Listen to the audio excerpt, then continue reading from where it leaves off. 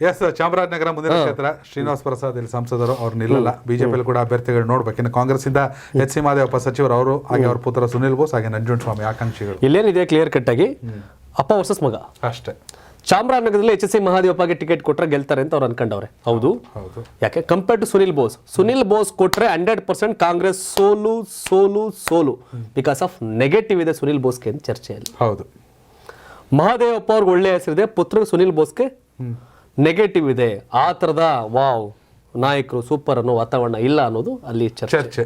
So ಹಾಗಾಗಿ ಇಕ್ಕಟ್ಟಿಗೆ ಸಿಲ್ಕವ್ರು ಮಹದೇವಪ್ಪ ಮಗುನ್ ಕೊಟ್ಟು ಅವ್ನು ಸೋತ್ ನಾನು ಮತ್ತೆ ರಾಜೀನಾಮೆ ಕೊಡೋಕ್ಕಿಂತ ನಾನೇ ನಿಂತ್ಕೊಳ್ಳೋದು ಬೆಸ್ಟ್ ಅನ್ನೋ ಚರ್ಚೆನೂ ಅಲ್ಲಿ ಆಗ್ತಿದೆಯಂತೆ ಸುತ್ತಮುತ್ತ. ಆ ಥರ ಜನ ಅಭಿಪ್ರಾಯ. ಸುನಿಲ್ ಬೋಸ್ ಕೊಟ್ರೆ ಆಗಲ್ಲ, ಮಹದೇವಪ್ಪ ನಿಂತರೆ ಮಾತ್ರ ಫಲಿತಾಂಶ ಮಾಡ್ಬೋದು ಅನ್ನೋದು ಕಾಂಗ್ರೆಸ್ ವಲಯದಲ್ಲಿದೆ. ಜೊತೆಗೆ ಧ್ರುವ ನಾರಾಯಣ್ ಫ್ಯಾಮಿಲಿನ ಧ್ರುವ ನಾರಾಯಣ್ ಸೋಲಿಗೆ ಕಾರಣನೇ ಮಹದೇವಪ್ಪ.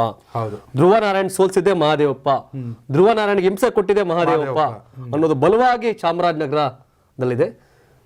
ಮಹದೇವಪ್ಪ ಸೌಂಡ್ ಮಾಡಿ ರಾಜಕೀಯ ಮಾಡಿರ್ಬೋದೇನೋ, ಧ್ರುವ ನಾರಾಯಣ್ ಪ್ರೀತಿಯಿಂದ ಲಕ್ಷಾಂತರ ಜನರ ಹೃದಯವನ್ನ ಗೆದ್ದವ್ರೆ. ಮಹದೇವಪ್ಪ ನಿಲ್ಲಿ, ಅವ್ರ ಮಗ ನಿಲ್ಲಿ, ಬಟ್ ಧ್ರುವ ನಾರಾಯಣ್ ಅಭಿಮಾನಿಗಳು ಎಗೇನೆಸ್ಟ್ ವೋಟ್ ಹಾಕುವಂತ ಸಾಧ್ಯತೆ ದಟ್ಟವಾಗಿದೆ. ಸೊ ಹಾಗಾಗಿ ಮಗನ್ ಗೆಲ್ಸದ ಕಷ್ಟ ಅಂತಾರೆ, ನಾನ್ ನಿಂತ್ಕೊಂಡ್ರೆ ಇವೆಲ್ಲ ಗೊಂದಲಗಳಿದೆ. Compare to Sunil Bose Mahadevappa okay ಅಂತಿದೆ, ಇದು ಕತೆ. ಆದ್ರೆ ಧ್ರುವ ನಾರಾಯಣ್ ಅವರ ಅಭಿಮಾನಿಗಳು ರೊಚ್ಗೆದ್ದಿರೋ ಸತ್ಯ. ಹೌದು. ನೆಕ್ಸ್ಟ್,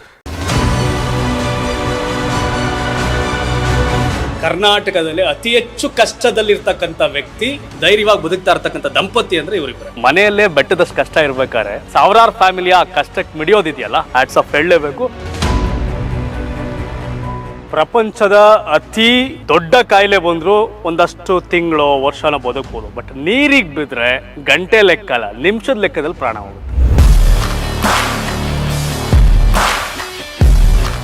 ನಮ್ಮ ಕರ್ನಾಟಕದಲ್ಲಿ 1000ಕ್ಕೂ ಅಧಿಕ ನೀರಿಗೆ ಬಿದ್ದಂತಹ, ಸಮುದ್ರಕ್ಕೆ ಬಿದ್ದು ಸತ್ತಂತಹ ಮೃತದೇಹಗಳನ್ನ ಮೇಲೆ ಕೆತ್ತಂತಹ ವ್ಯಕ್ತಿ. ಸೊ ಒಂದ್ ರೀತಿ ಕರ್ನಾಟಕದ ಹೆಮ್ಮೆಯ ಪುತ್ರ, ಮಣ್ಣಿನ ಮಗ ಅನ್ನೋಕ್ಕಿಂತ ಸಮುದ್ರದ ಪುತ್ರ ಅಂದ್ರೆ ತಪ್ಪಾಗೋದಿಲ್ಲ.